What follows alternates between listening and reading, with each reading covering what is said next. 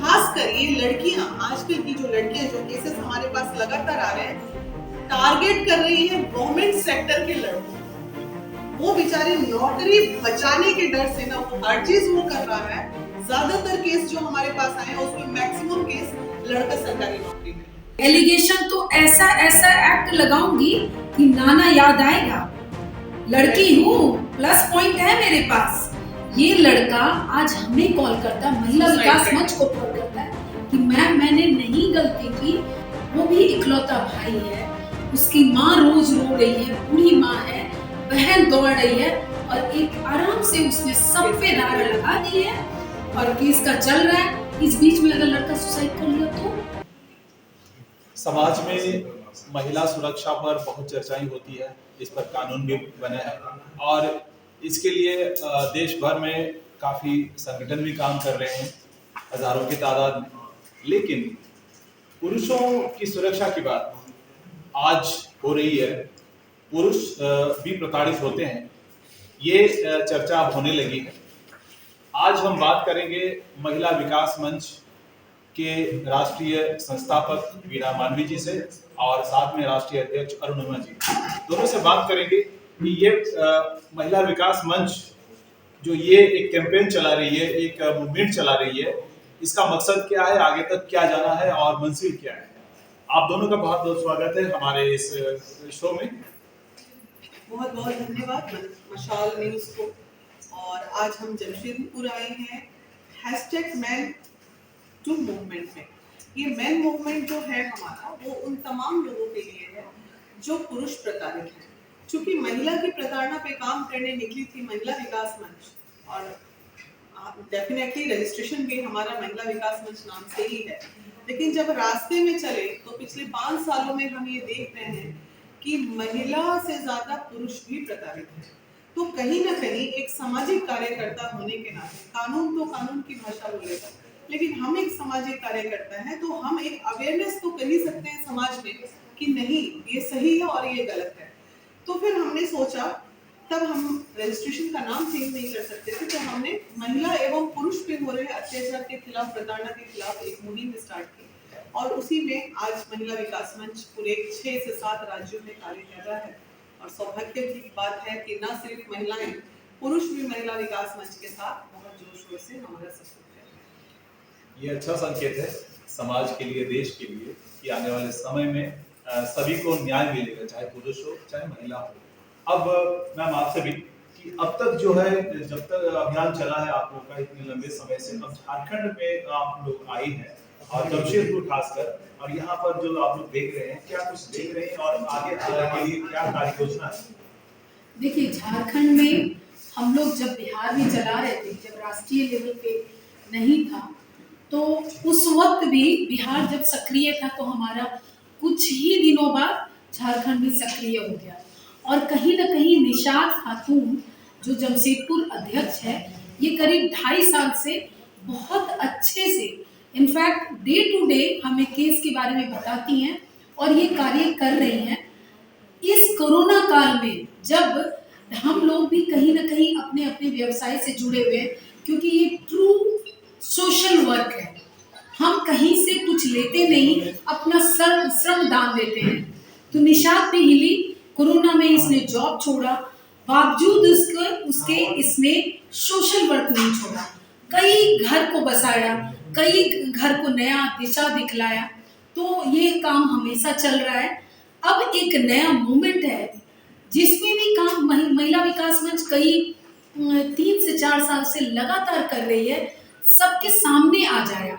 क्योंकि इन्हीं 2 महीने पहले वीणा जी ने मीडिया में बयान दे दिया जिसमें खुल के पुरुषों के लिए बोला। सच्चाई ये है कि 3-4 साल पहले से इस पे कार्यरत थे, क्योंकि हम इस रास्ते को हमेशा देखते आए हैं कि लेके चले हैं रात में कभी भी, क्योंकि हम लोग भी कहीं काम करते हैं और हमारा जब वक्त होता है, जो वर्किंग लेडी है, हम वहीं से शुरू हुए। वर्किंग लेडी है जिसका मामला था, जब वहाँ हम लोग गए हैं और हमने देखा कि यहाँ लड़की कल्प्रिट है, तो वहाँ से वीणा जी के मन में विचार आया, नहीं ये गलत हो जाएगा, हम पुरुष के लिए भी काम करेंगे। तो केस लेके आती है, जो कुछ देर पहले वीणा जी ने बोला, बहराइच मामला, ये महिला लेके आई थी हमारे पास, और हम भी सोच रहे थे कि अरे एक महिला के साथ रेप हो जाता है। हम सीमा कुशवाहा तक गए हैं, समृद्धि तक गए हैं, उनको भी बोले, और बाद में हम कितने दुखी होते हैं। ये मामला रेप का बिल्कुल गलत है। लड़का, ये लोग 4 जो हैं पुरुष कभी गए नहीं, और हम पुरुष के साथ काम किए। ऐसे ही काम करती है महिला विकास मंच, और आगे ले जाएगी। आमतौर पे हम लोग देखते ही हैं कि पुरुषों के लिए कोई खड़ा नहीं होता, और एक पूर्वाग्रह से ग्रसित समाज है हमारा, जहाँ पे महिलाओं के लिए एक सॉफ्ट कॉर्नर है। हम महिलाओं को हमेशा समझते कि ये शोषित है, पीड़ित है, लेकिन पुरुषों के बारे में ऐसा कभी नहीं सोचते। लेकिन महिला विकास मंच ने यह पीड़ा उठाया है कि आगे न्याय मिलेगा उन मजलूमों को जो हमेशा प्रताड़ित होते हैं, उन्हें इंसाफ मिलेगा। मैम, मुख्य जो अभी मांग है सरकार से भी, क्योंकि सरकार के पास सारे अधिकार है, कानून है, तो कानून में क्या कुछ फेरबदल की जरूरत पड़ रही है? सबसे पहले तो पुरुष आयोग का डिमांड कि वो हो जाएगा तो एक राहत मिलेगी। अगर महिला कंप्लेन करने महिला आयोग पहुंच रही है तो पुरुष भी अपना दर्द लेके पहुंच सकता है, उसके पास अभी कोई ऐसा ऑप्शन नहीं है। और दूसरा, 376 में बदलाव जरूर मिलनी चाहिए। हर उस घिनौने व्यक्ति को जो घृणित अपराध करते हैं, जो रेप करते हैं, उन्हें 45 दिन के अंदर, जो कानून कहता है कि आप सुपरविजन कीजिए और सजा दीजिए, और उसे मिलनी चाहिए, फांसी मिलनी चाहिए, और सबको मिलनी चाहिए जो रेपिस्ट हैं। लेकिन जो अफेयर का मामला है, जो पति पत्नी का मामला है, जहां एक दूसरे को छोड़ने का मामला है, 10 साल, 5 साल, 2 साल, 1 साल या 1 महीने का भी अफेयर है, वही मेरा बार बार कहना है कि रेप जो है ना, एक बार होता है।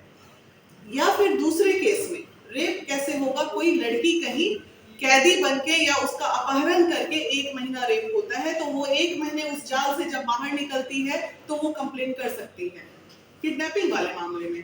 लेकिन रेप बार बार होता है, वैसी 2 परिस्थितियां छोड़ के, साथ में घूम रहे हो, रेस्टोरेंट जा रहे हो, सेक्सुअल रिलेशन हो रहा है, अफेयर चल रहा है, वैसे केस में रेप नहीं कहता है, तो उसमें कहीं ना कहीं मुरव्वत करने की जरूरत है। वैसी परिस्थिति में वैसे बच्चों को आजीवन कारावास नहीं दिया जा सकता है, जो कॉलेज लाइफ में अफेयर कर रहे हैं, घूम रहे हैं, फिर रहे हैं, और लड़की बाद में निकल के रेप। खासकर ये लड़कियां, आजकल की जो लड़कियां, जो केसेस हमारे पास लगातार आ रहे हैं, टारगेट कर रही है गवर्नमेंट सेक्टर के लड़कों को। वो बेचारे नौकरी बचाने के डर से ना, वो हर चीज वो कर रहा है। ज्यादातर केस जो हमारे पास आए हैं उसमें मैक्सिमम केस लड़का सरकारी नौकरी में है। ये देखिए, ये एक दानिश का मामला है जो पटना में चल रहा है। ये आप लोग देखिए, आप अच्छे से देखिए, और स्टेटमेंट इसीलिए मैं बीच में निकाली, मैं आपके चैनल के माध्यम से बताना चाहती हूँ। ये जो जिस भी लड़के का है, दानिश नाम का लड़का है, और उसका ये आप केवल पढ़ें कि क्या लिखा हुआ है, लड़की किस तरह से लिखती है। देखिए, दानिश समझ लिया है, मैं बोल नहीं सकती, चूचू मुझे। दानिश डरता है, मैं नहीं, मैं तो पानी पिला दूंगी अभी भी। गंदा शब्द है, एलिगेशन तो ऐसा ऐसा एक्ट लगाऊंगी कि नाना याद आएगा। लड़की हूँ, प्लस पॉइंट है मेरे पास। इंसान उलझना नहीं चाहता है, नहीं मुझे समझा तो रोक दी, वरना मैं तो उसी वक्त काम कर देती तुम्हें। अभी ये सोचिए, ये लड़का आज हमें कॉल करता है, महिला विकास मंच को कॉल करता है कि मैम मैंने नहीं गलती की, मेरे पास रोज मैसेज आ रहा है, और कई मैसेज, ऐसा तो मैंने एक बताया, उसमें पूरा स्क्रीनशॉट भेजा है। देखिए, कई सारे हैं, मैं आपके चैनल में मैं दे दूंगी, आप चलाएं इसे। और वो लड़का स्ट्रगल कर रहा है, वो भी इकलौता भाई है, उसकी माँ रोज रो रही है, बूढ़ी माँ है, बहन दौड़ रही है, और एक आराम से उसने सब पे धारा लगा दी है, और केस का चल रहा है। इस बीच में अगर लड़का सुसाइड कर लिया तो कितना गलत है। और ये इन्वेस्टिगेशन का पार्ट नहीं है, वहां की पुलिस नहीं चाहिए, हमारे बिहार की भी पुलिस चाहिए कि देखिए कि कितना गलत है, ये केस होना ही नहीं चाहिए, ये थाने में ही खत्म होना चाहिए। कानून में जो भी चीजें, जो भी प्रावधान है, जो भी धाराएं हैं, वो हित के लिए, जो मजलूम है उसके हित के लिए, उसके हित की रक्षा के लिए बने। लेकिन व्यावहारिक धरातल पर ऐसा होते हुए नहीं देखा जाता है, और अक्सर देखते हैं कि बेगुनाह को सजा मिलती है। इस मामले में आप लोग किस तरीके से जमीनी स्तर पर काम कर रहे हैं? देखिए, बेगुनाह को सजा तो कुछ केसेस में प्रशासन ईमानदार भी है, ऐसे तो 80% में प्रशासन बेईमान ही नजर आते हैं। जैसे आज का जो मामला है आपके जमशेदपुर का, उसमें मजलूम कौन है?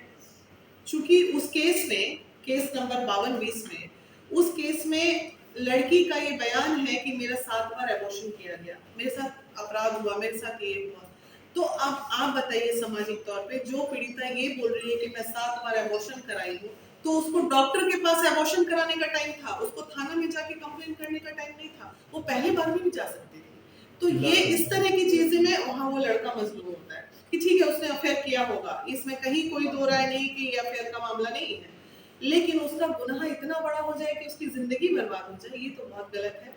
और शायद मैं अपील करती हूँ आपके चैनल के माध्यम से जमशेदपुर न्यायालय को कि इस केस में थोड़ा सा मुरव्वत करने की जरूरत है, और हमारे न्यायाधीश जो है थोड़ा अगर संगीनता मतलब ध्यान दे इस मामले को, तो उनको सच्चाई अपने आप समझ में आ जाएगी। प्रशासनिक कैजुअलिटी है और ये लोग बिल्कुल काउंसलिंग करना नहीं चाहते हैं। किसी भी थाने में कोई भी केस आता है, चाहे कहीं का भी थाना हो, हम लगातार पूरा देश की, मेरी सारी अध्यक्ष का ये कंप्लेन है कि थाना काउंसलिंग पार्ट को एक्टिवली नहीं करता है क्योंकि उनके पास प्रॉपर काउंसलर्स नहीं है। तो महिला विकास मंच ने ठान लिया है कि न्याय दिलाना है मजलूमों को, चाहे वो पुरुष हो चाहे महिला हो, किसी बेगुनाह को सजा नहीं मिलनी चाहिए। चलिए, मशाल न्यूज़ की शुभकामनाएं हैं आगे आने वाले जो रास्ते के लिए चलेंगे, संघर्ष का जो सफर है, इसके लिए आप दोनों का बहुत बहुत धन्यवाद। धन्यवाद।